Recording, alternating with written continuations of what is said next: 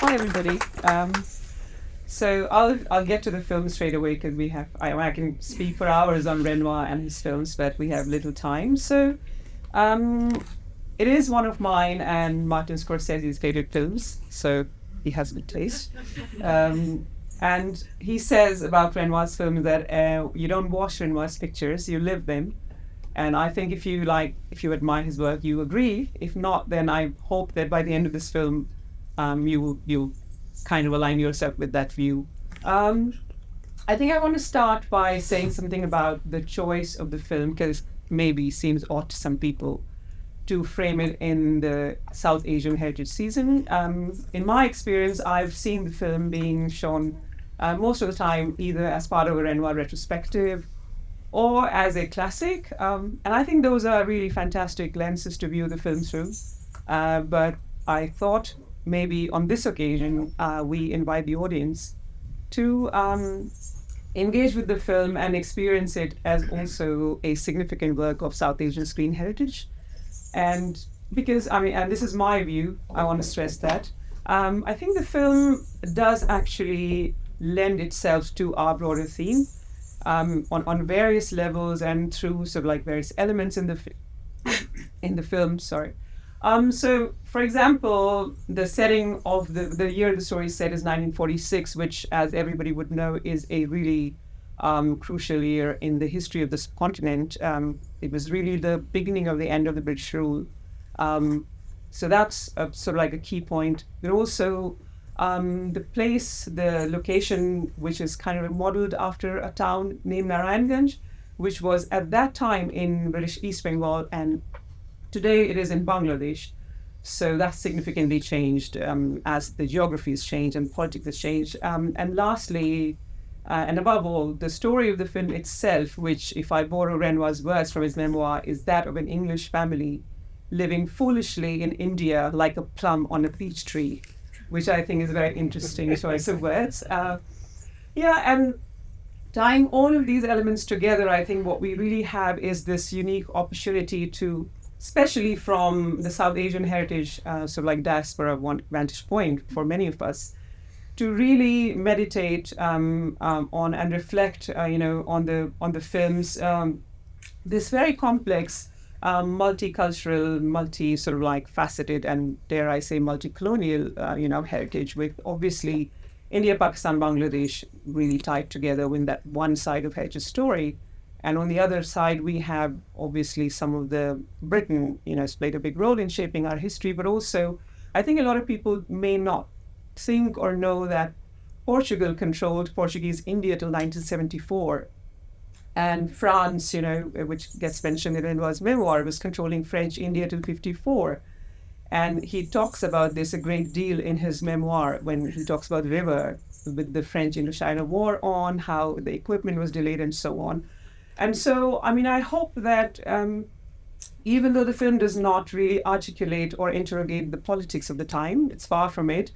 I think it does offer us a chance to really kind of like maybe not alter the lens, but widen it a little bit, just enough to kind of like really engage with and look upon these kind of bits and pieces of South Asian history and heritage, which maybe not they're not in the frame, but they're very much lingering around the frame even today. And then moving on to how the film really came about, it was shot in 1949 in British East Bengal, north of Calcutta, and released in 51. And it was very well received. It was a big success in America and also Europe, winning the first international prize at the Venice Film Festival, 2 BAFTA nominations. Of course, directed by the great Jean Renoir, who does not need an introduction, not from me. One of the towering figures of French and European cinema, but also of world cinema. And he talks about reading a review of the novel from the English author Margaret Rumer Gordon in 1946, which was a semi-autobiographical book, which was kind of like based on her loosely kind of childhood memories and accounts of living in India at that time. And Renoir was living in America after he'd fled from France in 1940, following the Nazi invasion, and he had a really big, successful career, as everybody would know, in France, making big films, critically and commercially successful. So it was The Grand Illusion, The Human Beast, The Crimes of Mr. Lang, and so on. And he was very excited at the idea of working in Hollywood, but his career really took a nosedive because he struggled with the studio system a lot. And except for The Southerner, which came out in 1945, which is a really good film, he did not really achieve much success. So it was at this low point in his career that he was actively seeking for a viable project, which he could take to the Hollywood producers and also something that the American audiences might like. And once he read the review, he was very impressed with the outline of the book. And then he read the novel, and he said he was determined to make the film. He found certain elements of the book very interesting for a film. He secured the rights of the novel after he'd met Gordon, and then he invited her to work on the screenplay. And this was a very sort of like beautiful, productive collaboration. And they became lifelong friends, really. She worked not just on the screenplay, but she was almost like creative director on the project. So she worked on various locations, casting, scripting, and art direction as well. When it came to funding the film, this was interesting because Renoir was hoping that obviously the Hollywood will get behind him. That didn't happen because Hollywood had a checklist of things that they wanted for a film set in India. I mean, you could imagine 1949. So tiger hunts, elephants, snakes, maharajas, palaces, all the Oriental tropes. And the river was really, it didn't lend itself to any of this. It was a very simple, unadventurous story of an English family living in India. It was also a coming-of-age drama with three teenage girls whose lives intersect as they experience love, heartbreak, death, just going through the ups and downs of life. And all of this playing out in the backdrop of the Ganges. This is where the film derived its name. And she uses it as a metaphor to really kind of use it as an eternal flow of life. So it didn't work out with Hollywood, and the film was not going to happen. But then, by some stroke of luck, a florist named Kenneth McEldowney showed up. And he loved India and he loved films. And he had spent some time in India previously as an American Air Force officer. And he knew a number of wealthy Indians who wanted to produce the film. So this is how the film actually really came about. You could say that it was produced by an American, but really it was financed by Indians. And then I just want to quickly say something about a number of artistic and creative decisions, which with the film, which are really sort of which shaped the film, but also which kind of transformed this into this entrancing technicolor masterpiece, which is also regarded as Renoir's one of the most spiritual films. And Renoir had not made a color film till 1949 when he was looking for a project. And because he was the son of one of the greatest Impressionist painters, Pierre-Auguste Renoir, there was a lot of curiosity as to what he was going to really achieve in his first color venture. And of course, when the film came out, it was really lauded as a landmark in color filmmaking. It was much admired for its visually striking imagery, authenticity, but also in the way it captures the cultural and the spiritual sense of India. And he said in his memoirs, I was just reading a few days ago, where he said that although the river is possibly one of his most contrived of the films, but it is also the closest to nature. And that's very interesting because there were a number of very bold and maybe risky decisions that he took, which I guess really shows the authorship, that because he was considered one of the greatest auteurs of European cinema. And really, you can see his stamp in most of his films, but especially in this one. One of the decisions was to film 100% on location in India in 1949, which was really unheard of from American productions. That does really lend the films an authentic look and feel. The other thing was to define a color palette with the cinematographer. So a lot of groundbreaking things. So they said they're not going to use any filters. There was no color correction in the film, no cranes, no dollies, no tracks and pans. Everything that Hollywood did, they just abstained from it, basically. So really, I mean, unbelievable, I would say very, very bold sort of decisions there.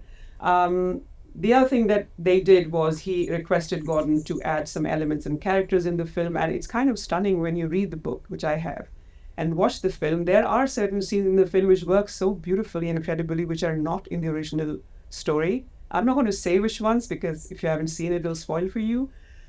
But one of the significant characters they added is the character of Melanie, which is which is I think a very valuable addition to the story. It's this mixed race girl with an English father and Indian mother, and this exploration of Anglo-Indian identity or half caste as they were referred to then. I think it really kind of like highlights the complexity, which it's very relevant even today. The struggles of mixed race, the feeling of belonging nowhere in some ways. I think that gets articulated through Melanie. I think it's really important. And lastly, I think one of the big decisions was to cast non-professional actors, it's really non-actors in key roles in the film. That was really unusual and unheard of because Hollywood was fueled by star power in those days. And interestingly, Renoir considered Marlon Brando in the role of the male lead, Captain John. And then he quickly dropped the idea because he realized it's going to change the film completely. And so he ended up casting a man named Thomas Breen, who was actually an American Marine and had lost a leg in the war, which, and there are two other significant characters, like the character of Harriet, which is the central character of the film and modeled after Gordon's teenage self, and the character of Melanie. All of them are played by non-actors, and often I think historians say what it does, it lends the film a level of awkward honesty. It's very visible, especially like if you're from India, you can see that it's very awkward. It's very beautiful, and it is very honest. So I think that sums up what I can say about the film in short time. I just want to say something very quickly, which is a very beautiful anecdote, which I kind of like discovered in one of my researches, is when Renoir arrived in Calcutta in 1949 for location scouting. The city was really abuzz with the news of his arrival. Calcutta had a very strong cinephilia and film societies and clubs. And a number of young people wanted to really meet him. And there was this one very young guy, a graphic designer, and he was a big admirer. And he found out where he was staying, which hotel, landed up there, acquainted himself with Renoir, and was very surprised at how simple and approachable this great filmmaker was. And they kind of like he went every day really and chatted a little bit about this and that. And one day he kind of like mustered up the courage to toss an idea that he had been like playing with to make a movie. You would do this with a great filmmaker, hoping that maybe he wants to make this film.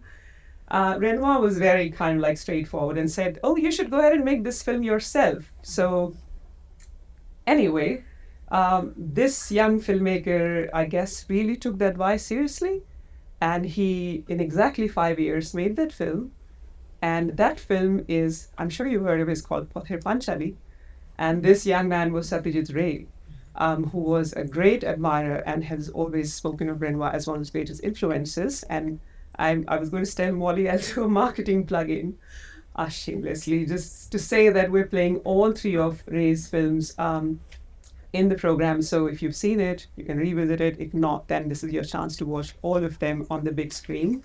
And I just want to conclude with a very beautiful quote from Martin Scorsese, as I said, has cited The River as one of the two most beautiful color films ever made. And the other one is Red Shoes, of course. He talks very nicely about both of them. And he says, The River is a film that is really about life, a film without a real story that is all about the rhythm of existence, the cycles of birth and death and regeneration, and the transitory beauty of the world. Thank you. I hope you enjoyed the film. I'm just going to invite Prachi Hota now.